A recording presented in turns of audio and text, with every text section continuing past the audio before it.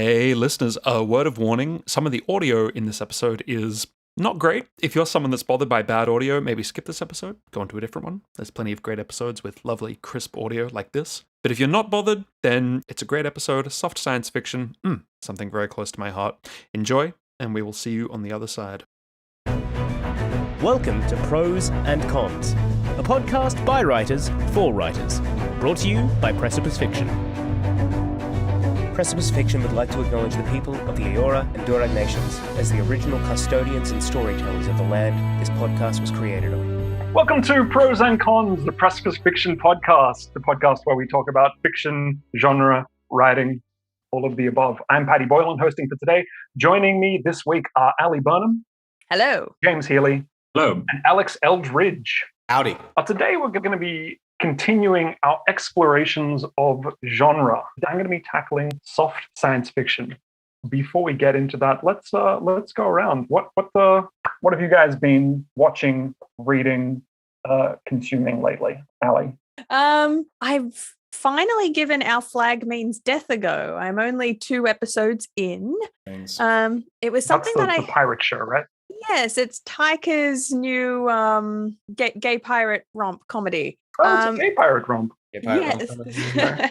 So I've heard conflicting things converging. about it. Yeah. And because it's quite close to my own work, I had this moment of, well, I need to consume it, but maybe just not yet. Just give me some time to steel myself before I go into it, so I can go into it with an intellectual distance. But I want to give it a bit more time before I give my opinion on it. So I'm only 2 episodes in. I want to see where it goes. But it's a safe enough distance from what I'm doing in that it's clearly working in genre parody is its primary genre. So in the same way that, what was his vampire one? Yeah, What We Do in the Shadows. So that's genre parody first and foremost. And then with the aesthetic detail of it's vampires, it's comedy. So this is the same thing. And it's playing with, pseudo historical figures as well and giving it a queer lens. So fun stuff there. But I think because what my work, I guess, is more historical fiction with a bit more of a serious take on historical fidelity than this genre parody is not its primary focus in the same way that's what Taika's bag is. Less gay pirates. Not none, but less. Yeah. Yes. I'm diving into that. So I'm excited to see if it rewards. Awesome. James, what has your brain been up to? I've been reading The Doomed City by the Strugatsky brothers, which is a book written, I think, in the 70s in the Soviet Union, which was essentially about a bunch of people in an experimental city that was starting to go terribly, terribly wrong, and nobody could figure out what the point of the experiment was or why they were there or what the purpose of it was. That sounds like it would have been banned pretty quickly. It was very they couldn't really release it, so what they ended up doing was they knew that if they sent it to editors it would be rejected, but then editors would know about it and it would be discussed within editing rooms and amongst writers, and they could share it with their friends. So it sort of existed kind of underground for a while until they police started looking for it and they had to move the manuscripts around and stuff. And then I guess it was obviously eventually released in other countries and stuff. But it was interesting reading their afterwards and their forward about it, because they were talking about the writing process, and they were saying you have to write as if you're writing for the desk drawer, as if you're going to write something and then no one's ever going to see it. You're just going to put it in your desk drawer and it's not going to exist. That sounds like it'd be very liberating in some ways. Well, I think that was their approach towards writing in general, but they said that because they were writing about stuff that was could be interpreted as inflammatory because of the characters and the context of what's going on. Yes, it could. Yeah, they had to be in 2 minds where they were writing as if no one will ever see it, but also how will it be interpreted?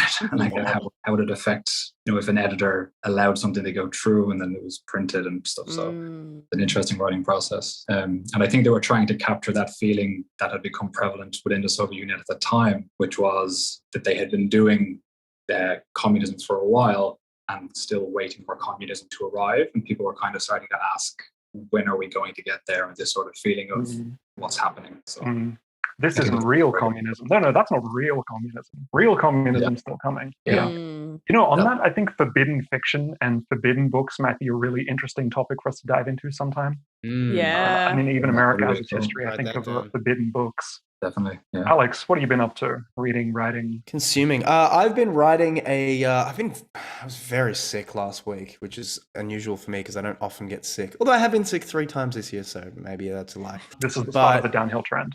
Yeah, I'm slowly dying is what I'm trying. We're all slowly dying. So, yeah, I have been bedridden, but anyway.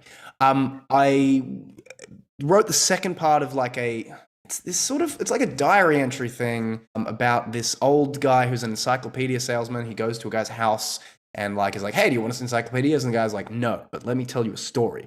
And the story is all about this town that it's based on Lovecraft's The Color Out of Space, but with this sort of like folksy 1929 like boy howdy feel to it. So I've been writing that and just posting that to No Sleep, the Reddit subreddit.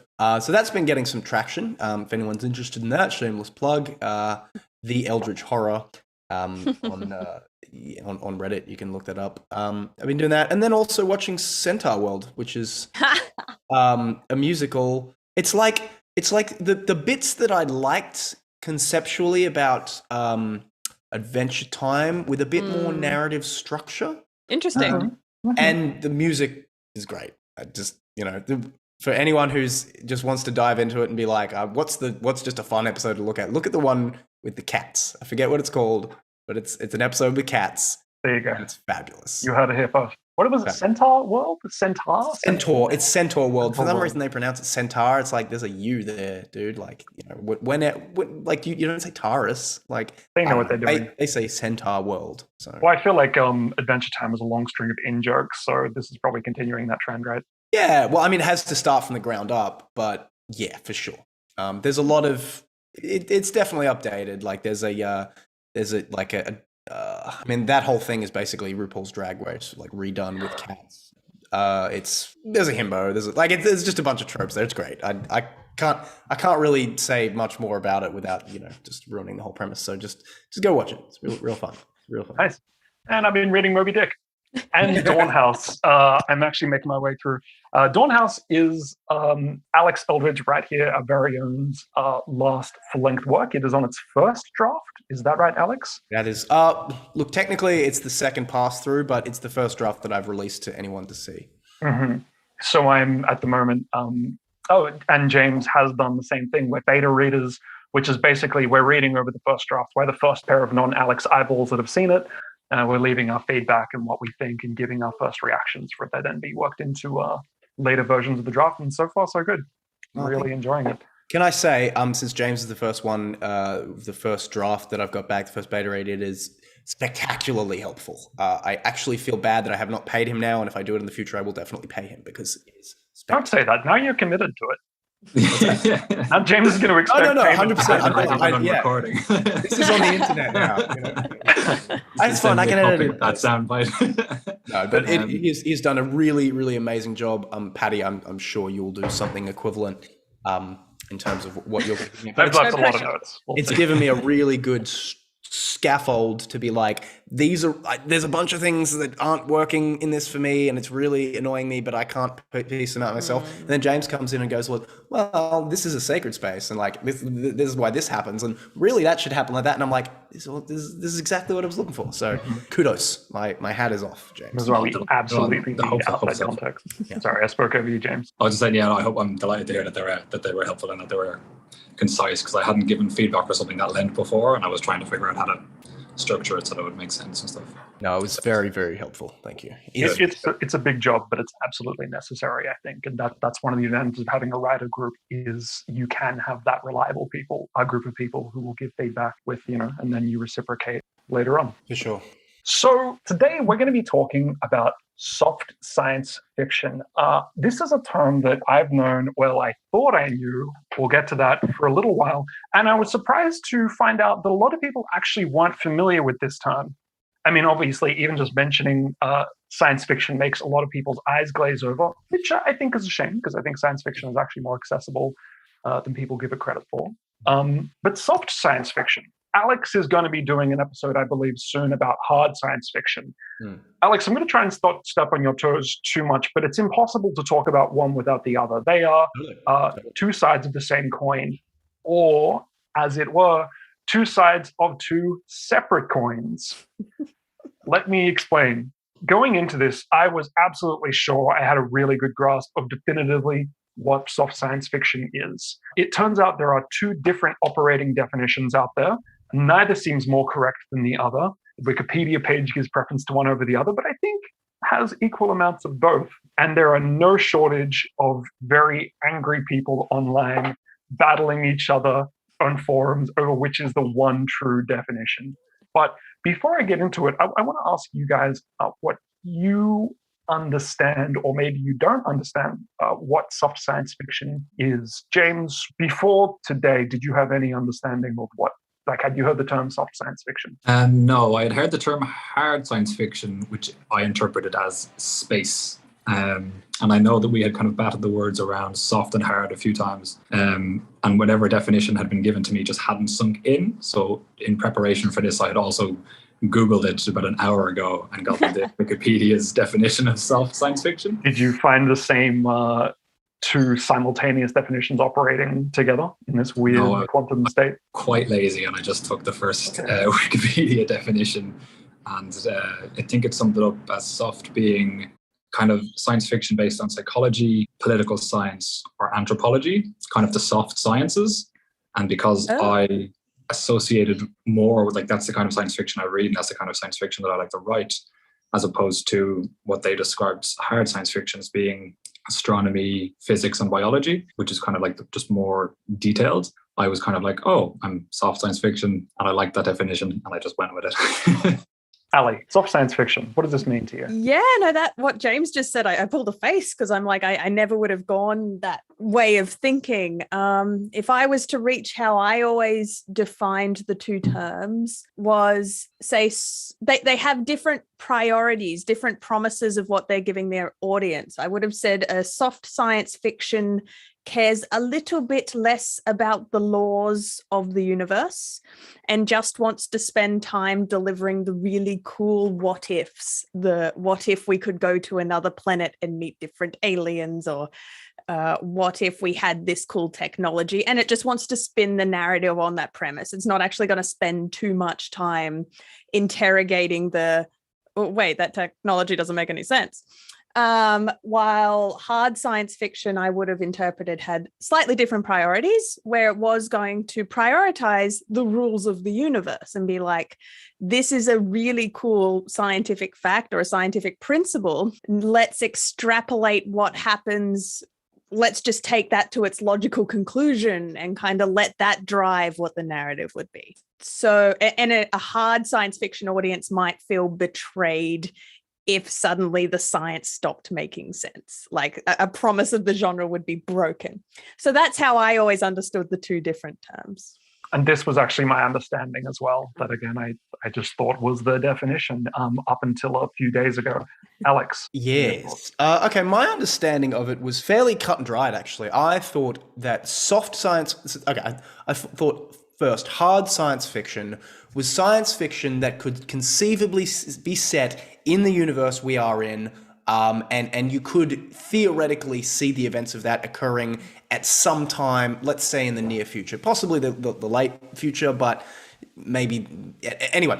And then soft science fiction was something that did not conform with the laws of the world that we exist in, sort of what Ali said. So, for example, my definition of maybe the definitive, not definitive, but certainly a definitive science fiction would be hard science fiction would be The Martian.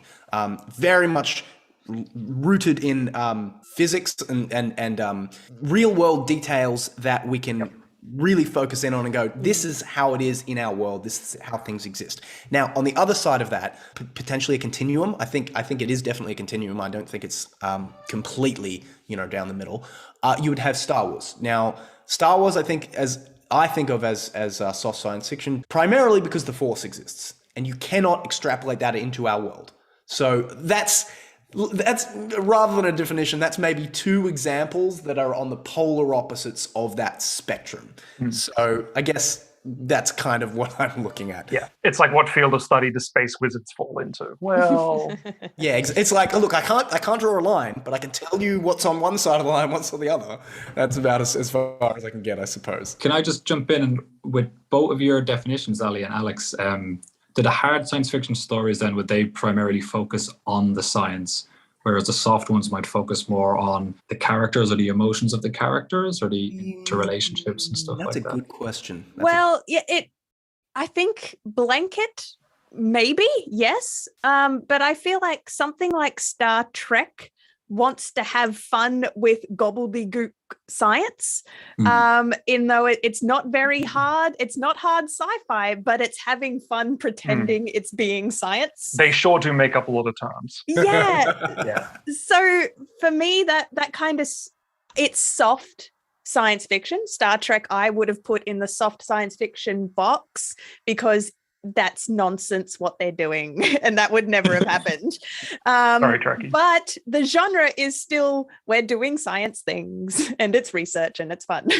I'm starting to get an idea now between, even though there's two opposing ways of defining them, I think I'm starting to get a feel for what falls in what category.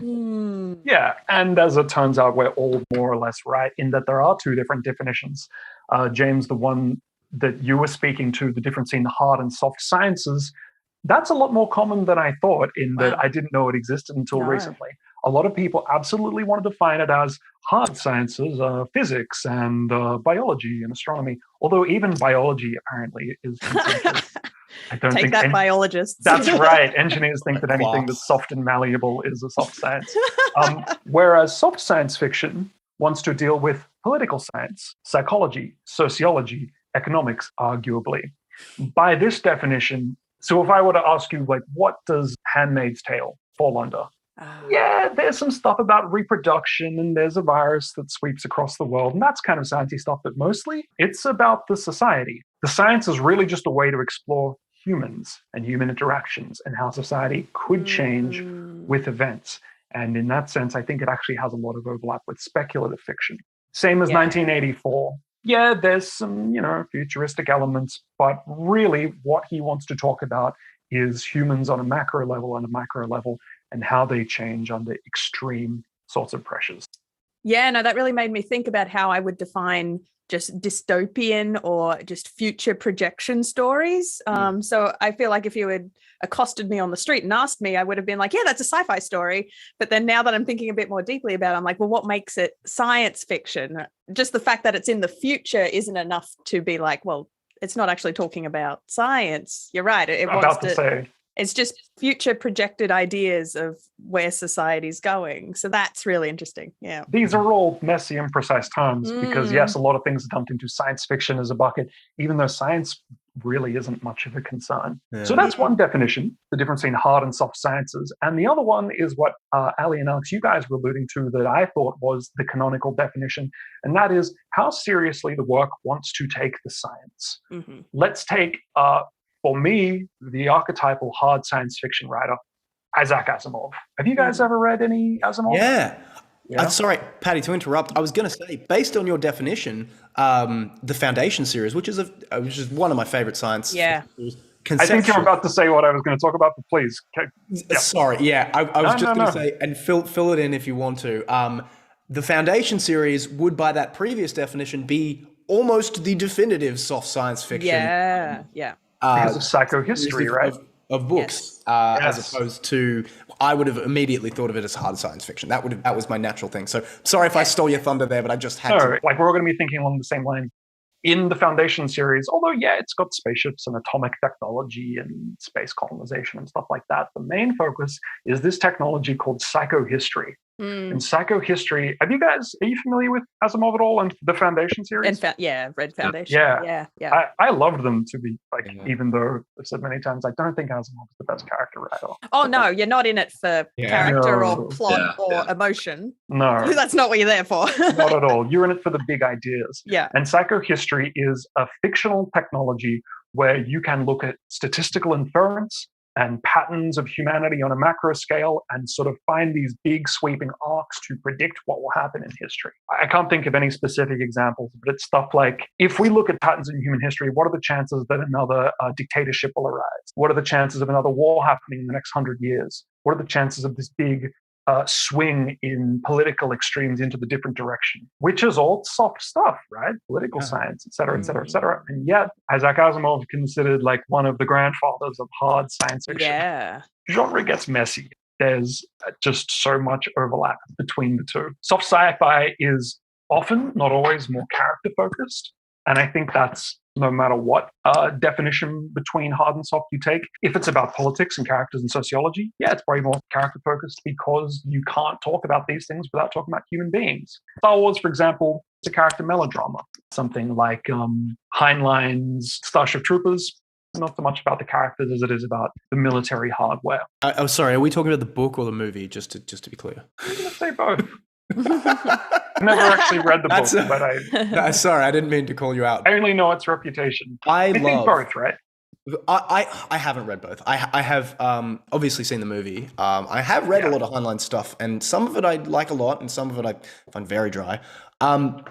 But Starship Troopers, essentially, from what I've understood from an article I read, because I'm clearly the most informed source on this, basically the Starship Troopers, the original book, is originally based on a sort of militaristic, like, people have to do their duty, people have to, sometimes people have to get killed. Fascist. It's, well, I wouldn't say fascist. That's been a criticism of it. I can't say one way or another. Certainly leaning towards a Republican philosophy from what I understand. Now, the movie itself apparently was, the guy got the book, didn't read it, just took a synopsis and was like, yeah, I'm going to sort of make this a parody on, like militaristic jingoism and all that sort of thing. And would Patty, but I'm sure this will come up later, but me and Patty have this definition of a subgenre of action movies that we like to call big dumb. And we have slightly differing interpretations. I'm so glad we're getting to big dumb. One day there'll be a big dumb episode. Yeah. Alex, when it's just you and me on the podcast one day, we're going to get into the we'll talk about big dumb. You're going to hear all about big dumb. So I won't jump into that. But what I'm trying to say is very different things. The director had not even read the book, apparently. So he had he read, I think, part of it. He had grown up in Nazi-occupied Sweden or Stockholm. I can't remember which. Wow. But he had read a lot of similarities in the ideas, and he hated it. So he turned it into a complete mockery of a parody, kind of fascist propaganda. I had no idea he grew up in a fascist society. That's so interesting. Yeah, it's interesting that he ended up with that script. Yeah. When I saw it as like a 13-year-old male, I'm just like, this is so cool. And the war scenes are just great. And then as you get older, this is really sidetracked this podcast, but that is the beauty of that film. Like at any level of watching it, there is so much to take. And then as you get older, you understand, like, wait a minute, this is actually a very cleverly pitch perfect parody of militarism. Yeah. But even the concept of viewing the enemy as like horrific aliens. Yeah. Gets into like the psyche of like the fascist mentality and stuff like that. So absolutely, there's a lot there. I don't think any of us have read the book. Oh, I've read it. He was very, very pro nuclear armament. He seemed very certain that world peace would be achieved by contact with other intergalactic races, unifying us against the common enemy. Yeah, essentially that was his concept. And I think the way that he had conceptualized the society coming together was quite similar to how Rome came together, which was that there was a military takeover of the politics. And then they structured everything out the same way they had structured the military out. And the idea in the book was that when you served in the military, you served as part of a unit. Therefore, you gave yourself over to like the greater good rather than individualism, which goes back into socialism, which goes back into fascism. So there's a lot of stuff to critique there for sure. I really do want to read it. It sounds like those kind of works, which are both like philosophical treatise and book, I find really, really.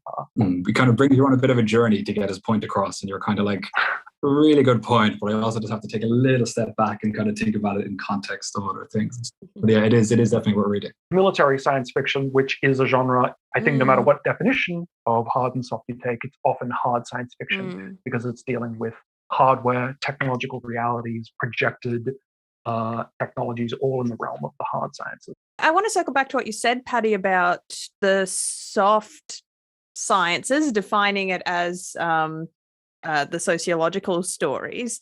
So I'm now running through my brain catalog of all the science fiction books I've read. I've actually got a list of sci-fi books that I'm you like, guys, how and would then I we try and break redefine down it? where they fit. Yeah. Yeah. So, you're probably going to get to it. But I was going to raise something like Cat's Cradle, which I feel like I would have previously defined as hard, but now you've got me rethinking it through the lens of soft. Yeah, but that's a tricky one. In saying that, when you said that there's kind of this leaning towards the soft science fictions being more character driven, I feel like the ones we've thrown out being like Foundation, even Cat's Cradle, and potentially even Handmaid's Tale, these are 3 stories I don't read for character driven. Like, that's not what shines in those books. It's the ideas that you're quite disconnected and alienated from the characters in those 3 books. They're not. I actually felt Handmaid's Tale was quite character driven. I don't know. Maybe we can just get into the voice of it. It was just personally, I never really related. Like, I always felt like I was viewing everything through a window. I think was just kind of like the voice it was written in. So I wasn't I wasn't in those shoes. I was just watching this horrific thing happening over here, and you can kind of sit back and watch all the ideas like it, as opposed to when I think of a character driven story, like you're in it, you're living it, and you're on all the ups and downs. Yeah, I struggle with Atwood's voice a little bit, to be honest. I've read a few things of her. I've never read The Handmaid's Tale. I think I will eventually because it sounds like a great story, but I really struggle with her voice. It's just, I don't find it very engaging. Yeah, I guess if you're not used to that distancing effect, like either you like it or you don't. Yeah, it may have been that I listened to it on audiobook, and it was Elizabeth Moss narrating it. She gave it socks from start to finish. Yeah, so it was very like she really slows down at certain points and speaks very slowly and emotes a lot. So it might have been that. An excellent performance. Okay, yeah. Really That's good. funny that she narrated it. It's very appropriate, but fascinating. Yeah, absolutely. There's an idea that one is more character focused and one is not, but I don't think that needs to be the case. I think like almost another axis on which you can look at it is how much the science. Actually, let's take a step back. When we talk about science fiction, often it's this really broad umbrella to mean anything that might be in the future, anything that might have speculative technology, anything that might have science that we don't have, which is almost, I don't want to say too broad a way of looking at it, but a very broad way of looking at it. It seems like anything, if it isn't fantasy, if it doesn't have swords and dragons, then it almost must be science fiction. Do you guys kind of feel that as well? Yeah, I actually heard someone describe Mad Men as science fiction. Really? Yeah, so the creator, I believe it was the creator, said, look, I think of this as a world, essentially an alternate reality, an alternate history. So in that sense, he was like, look, it does follow a lot of the paths, but like, if you kind of look into it, there's certain places where it deviates culturally a little bit. Like I remember specifically one episode where there's this one guy who's trying to like get highlight to be this really, like, which is a sport where you throw it. I think it's like the cross. I don't fucking know. But he's trying to get this thing going, and for a while he actually does make it this event in I think it's set in New York, yeah. And so that would fundamentally change part of the history of New York. So that's a very loose definition of science fiction, but I agree with you. I think almost anything is science fiction just by dint of it not being our world. The problems with genre. And you could call that speculative fiction, but you can't really say where one ends and one begins. I suppose this is why this is such ripe topics for arguing about, because no opinion is definitively wrong about this. Yeah, I came to the term speculative fiction late because I feel like it is much more of a book term than we don't use it in film. And so it seems like a really broad umbrella term. And then you've got your pocket of your fantasy over here, your sci-fi pocket over here that falls under the umbrella of speculative fiction. And then the ones that just don't quite squeeze on either side, which probably are your more dystopian stories or your alternate history, alternate timeline stories. So it seems their only virtue of being science is you have to let your imagination picture a different world. This idea of a branching timeline. That's like the only science you have to reach for. And maybe it's 10 years in the future, but maybe not. That's not even necessary. That's the only kind of exercise you need to do is your imaginative engagement with this genre, which I kind of love in general, that speculative fiction. That's part of the ask. And it's part of the promise that you're giving the audience is you're like, all right, we're just going to ask this little bit of suspension of disbelief from you, and then you can come along with us. I do adore that. I absolutely do too. I think speculative fiction is one of my favorite things. And getting back to Star Wars, Alex, and this is another thing that I wanted to tackle under the first definition that I used of hard versus soft. How much does it really care about the science? If that's what you're using as your definition, I think you could call Star Wars the archetypal soft science fiction. Yeah, I can see that. It's not about the science. Who cares how lightsabers work? It doesn't matter. Who cares that there's space wizards flying spaceships? Yeah, we're not here to discuss it. Yeah, the droids, are they sentient? Are they not? They're just kind of wacky sidekicks. Let's assume that they are. It's not important. It's really just about telling a rollicking good story. And then there's some science fiction, soft science fiction works like 1984 and Margaret Atwood stuff that wants to talk about something with soft science. Star Wars, it's not really about that. It's often called a science fantasy. I don't know if you guys have ever heard that term, science fantasy. Yeah, which I think is also appropriate because really the rule of cool is at work. And the rule of cool is exactly what it sounds like. If it's cool, it's in the story. It doesn't really matter why or if it makes sense. Like, if it makes you grin ear to ear, then that's what it's all about. So soft science fiction, I think a lot of the time, not always, but under that first definition, is entertainment science fiction. It's adventure science fiction. It's big rollicking stories and space operas sometimes, although they can be hard science fiction as well. So can I ask Patty, I think we've established quite a few versions of soft science fiction that we would have looked at. What would we define as maybe the definitive hard science fiction? I want to leave that for you. I'm trying not to step on your toes Fair too enough, much. fair enough. No, and you've done a very good job in focusing on. Thank you. Trying to. It's hard to talk about one without talking about the other. But I mean, if you want to dip your toes in it, I'm not opposed. Like I said, anything by Asimov. Like, the guy himself was a scientist, and I think a very highly regarded scientist. So when he wrote works, like, he really wanted to speculate about what was possible and what he saw as like plausible technological futures.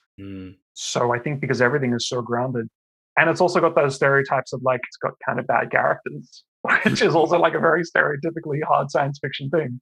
So focused on the science and the details that humanity sort of falls by the wayside. Well, I don't know. I mean, ironically, I feel like he does, because he's got some later novels that are basically like a meshing of a detective novel and like science fiction, and like there's actually quite a lot of love for the main character within that, and it's a guy who goes over multiple things. I think there's two different versions of it, which is like detective and sci-fi just sort of smooshed together. And the characters are not spectacular, but you can tell that he's got a lot of like love and enjoyment of these characters. Like they're not robots. They're not actually. Some of them literally are robots. Some of them are literally robots. But no, there's a certain fondness for them. Even though I feel like maybe he wasn't as good at developing them out, that's not to say that he wasn't.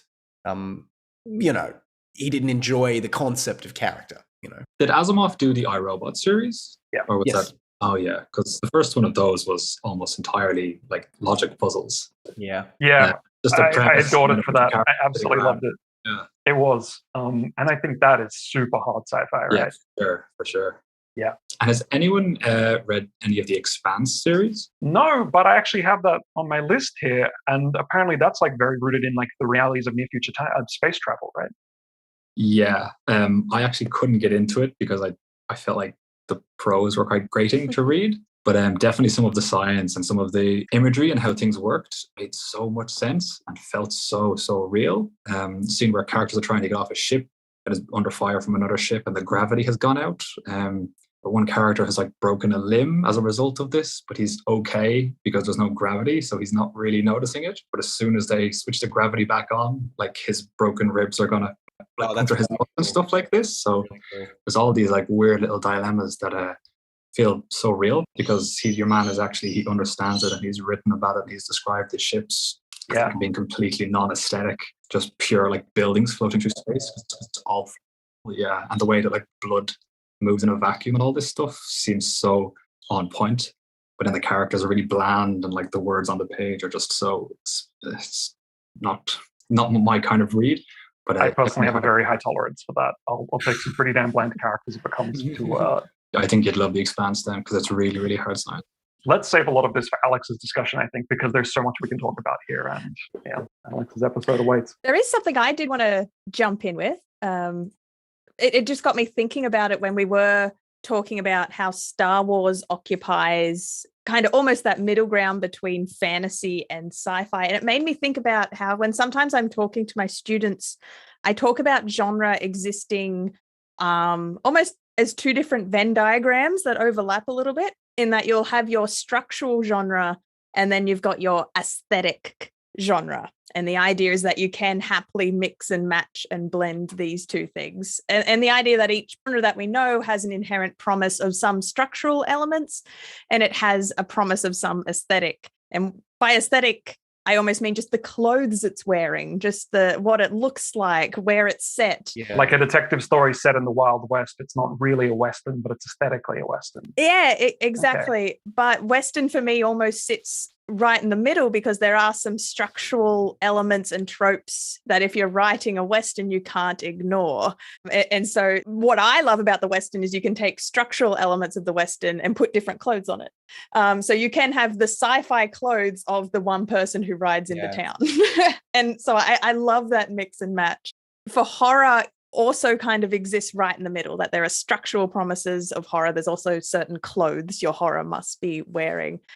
So for me, like Star Wars is structurally, it's an adventure, like you said. Yep. That's its structural genre. Yep. And then the clothes it just happens to be wearing is science fiction. You know, I heard Star Wars was, I might have this wrong, but I think it's almost a retelling of Akira Kurosawa, who's a Japanese director's movie, The Hidden Fortress. Have you guys heard this? I think you mentioned it, yeah. Yeah, huge Kurosawa fan. And he really just took the script and thought, like, what if this was set in space?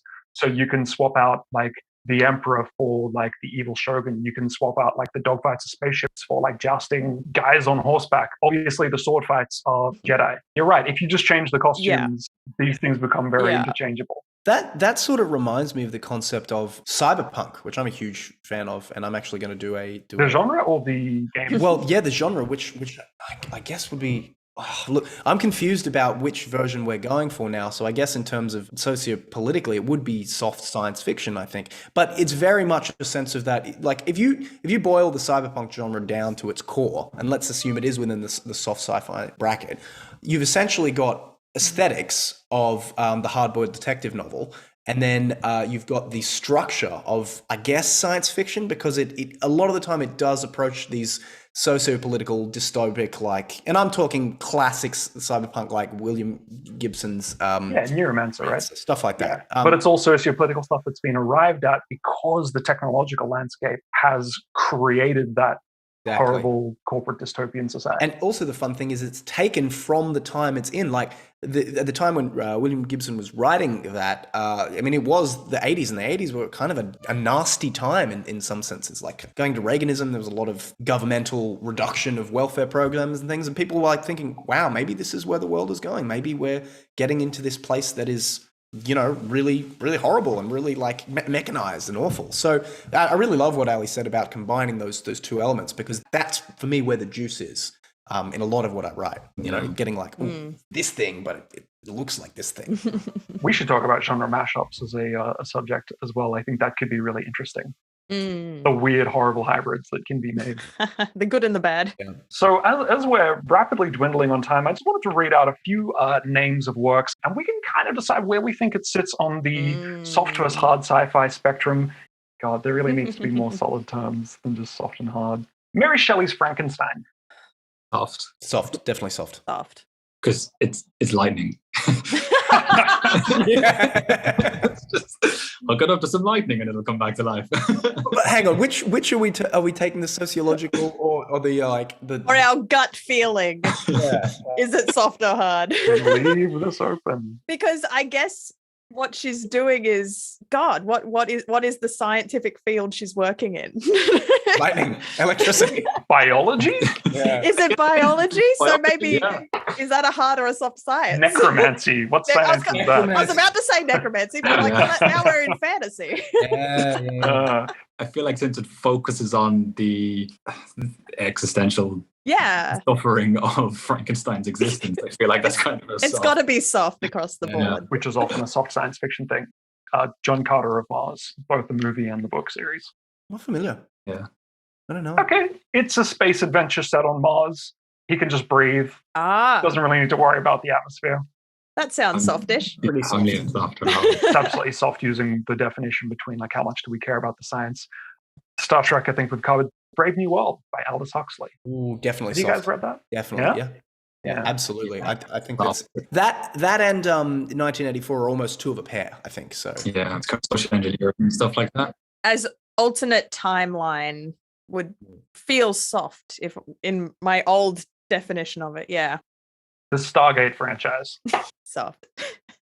It's a procedural cop show, isn't it? I'm trying to take Is the it? clothes off it and be like, what's the structure at the core of the story engine? And isn't it? It is like the team arrives in town. Yeah, no, the Something's team is happening. here They are to trying to solve a solve the little crime puzzle, week yeah. to week.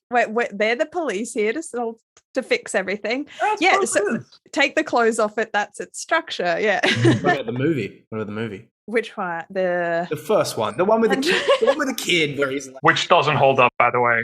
Like, rewatch that film. It's not as good as you remember. I'm assuming that was a movie and then they kind of wrote a book as well, rather than a book that was turned into a movie. I think it became a TV series, and if there are books, they might have just been like a spin off of the franchise. Yeah, cool. Just making sure.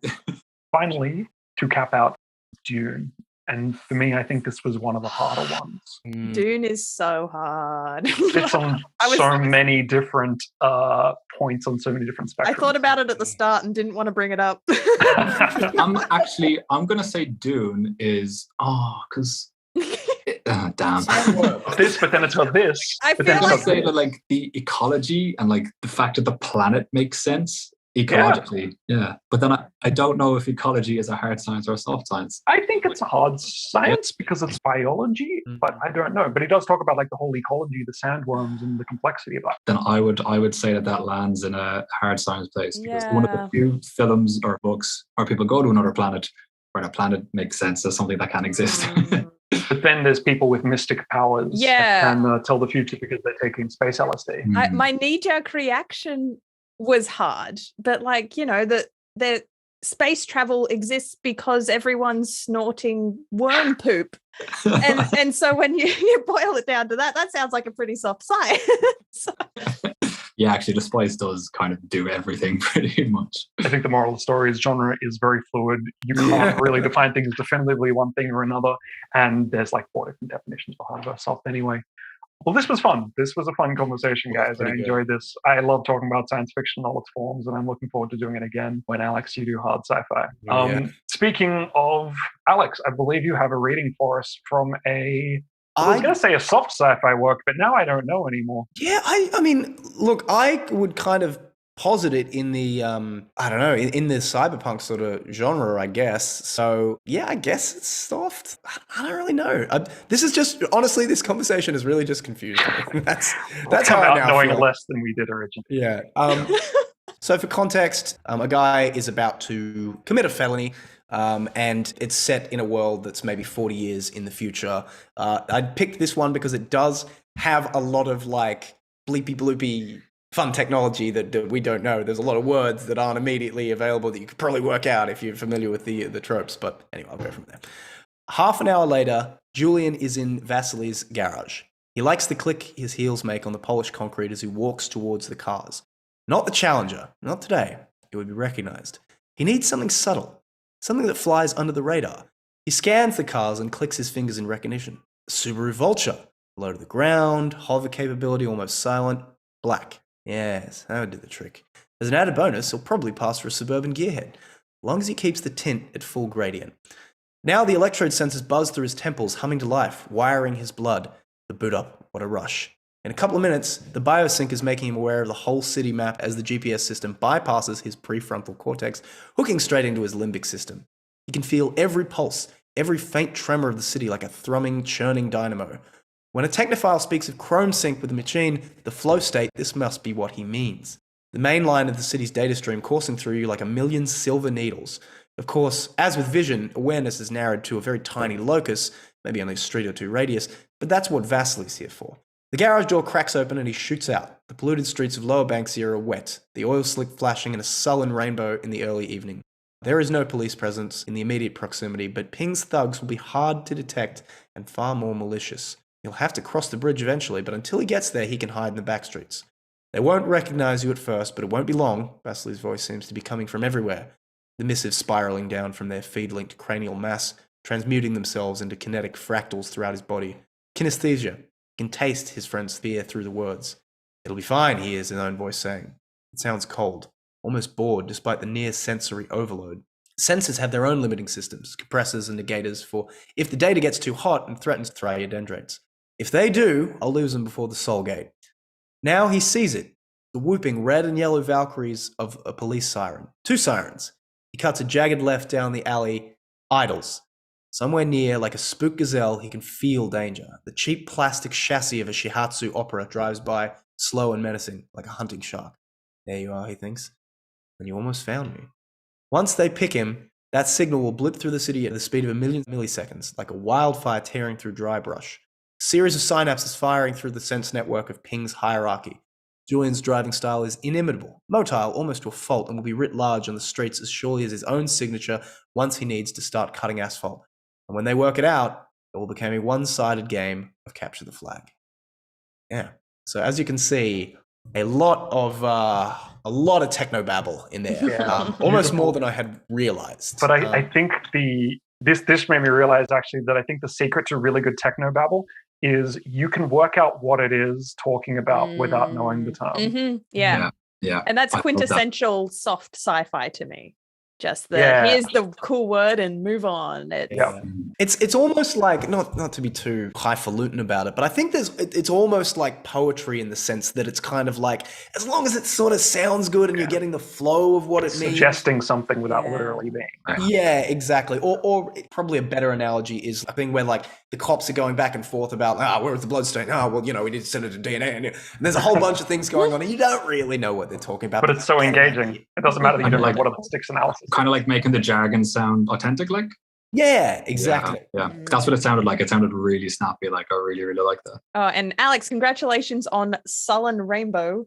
And tastes his friend's fear through the kinesthesia. I'm like, that was sweet. That was good. Thank you. I appreciate that. There were a few little bits in that where I was like, I remember writing that. That's God, I'm good. Thank you. Well, guys, this has been fun. Thank you for joining me. Listeners, watchers, thank you very much. This has been another episode of Pros and Cons. We hope you've learned something and haven't been too confused by this episode. I certainly have. Alex, can you close us out with a quote? This is one from Isaac Asimov on the nature of science fiction, and I think it's quite nice. Individual science fiction stories may seem as trivial as ever to the blinder critic and philosophers of today, but the core of science fiction, its essence, has become crucial to our salvation if we are to be saved at all. Thank you, Asimov. Thank you, Asimov. Thanks, Isaac. Well, this has been Precipice Fiction. We'll see you all again for the next episode. Thank you very much for watching or listening. So long. Bye-bye.